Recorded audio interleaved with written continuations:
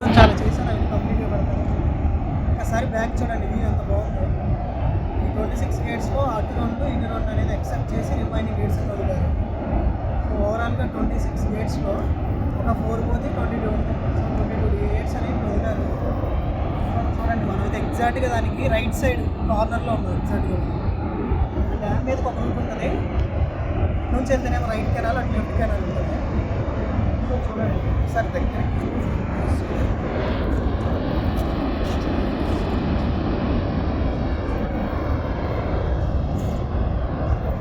So ఒకసారి ఇట్లా రా ఇది చెప్తాను. సో అక్కడ కనిపించేది ఏదైతే ఉందంటే ఓల్డ్ బ్రిడ్జ్ అనమాట. సో ఈ డ్యామ్ కన్స్ట్రక్షన్ అనేది జరగకముందు ఈ ఓల్డ్ బ్రిడ్జ్ ఉండేది. అంటే మనకు ఆ బోర్డర్ తెలంగాణకి ఆంధ్రాకి మధ్యలో ఈ క్రాస్ అది ఉంది ఆ బ్రిడ్జ్.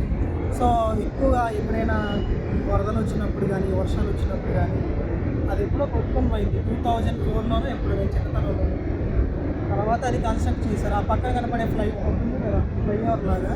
సో అది మనకి హైదరాబాద్ వెళ్ళడానికి రూట్ అనమాట. మాచర్ల నుంచి ఇది క్రాస్ చేయడానికి. ఈ డ్యామ్ మీద నుంచి అయితే మనకి ఏమో ఉండదు. ఎందుకంటే ఆ డ్యామ్కి ఏదో సేఫ్టీ పర్పస్ కింద వేరే వాళ్ళు ఎవరికి ఏమో చేయరు. ఇప్పుడైనా ఇలాంటి అకేషనల్గా వాటర్ ఎక్కువ వదిలినప్పుడు సో మనం ఎవరైనా తెలిసిన పర్మిషన్తో పైకి వెళ్ళవచ్చు. యాక్చువల్లీ ఇప్పుడు ఫుల్గా మొత్తం బంద్ చేసేసారు. ఎంట్రీ అయితే లేదు. ట్రై చేసాం వెళ్ళదా ఉంది. వెళ్ళడానికి ట్రై చేసాం కానీ కంప్లీట్గా బంద్ ఉంది. ఇప్పుడైతే వెళ్ళొద్దాం. సో సో ఇదన్నమాట మనకు ఆ వాటర్ ఫ్లోకి అక్కడ ఏదైతే రైట్ సైడ్ ఒక వాల్ ఉందో అది రిటెన్షన్ వాల్ అంట. ఈ రిటెన్షన్ వాల్ ఎందుకు ఉంటుందంటే మనకి ఎప్పుడైనా కానీ ఓవర్ఫ్లో అయినప్పుడు ఆ వాటర్ అనేది మనకి సైడ్ వస్తుంది కదా. సైడ్ వచ్చినప్పుడు మనకి పక్కన ఏదైనా బిల్డింగ్స్ కానీ లేకపోతే చిన్న చిన్న ఇల్లు ఉంటే పోతాయి. సో ఈ రిటెన్షన్ వాల్ ఏంటంటే ఆ వరదను తట్టుకోవడానికి మనకి రిటెన్షన్ వాల్ అనేది బిల్డప్ చేస్తుంది. సో ఆ రిటెన్షన్ వాల్ అనేది కూడా ఎప్పుడైతే మనకి బ్రిడ్జ్ కన్స్ట్రక్షన్ చేస్తారో అప్పుడే కన్స్ట్రక్ట్ చేయడం జరిగింది. సో ఆ వాటర్ ఏ ఫ్లో అయితే వస్తుందో ఆ ఫ్లోలో వచ్చే ఆ పవర్ని అంటే ఆ ఫోర్స్ని యూజ్ చేసుకోవడానికి మనకి పవర్ గ్రిడ్ ఏం చేస్తుందంటే కింద కొన్ని టర్బైన్స్ అనేవి పెట్టి ఆ టర్బైన్స్ నుంచి తిరిగే ఏదైతే like what conversion of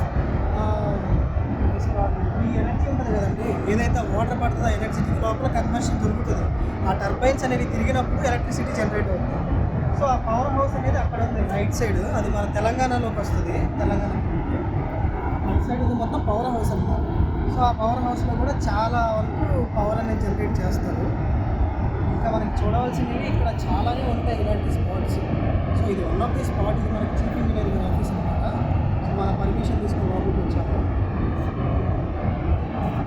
gate lift చేసేటప్పుడు అక్కడ ఉంటుంది మిషన్, దాన్ని కూడా యూజ్ చేస్తారన్నమాట.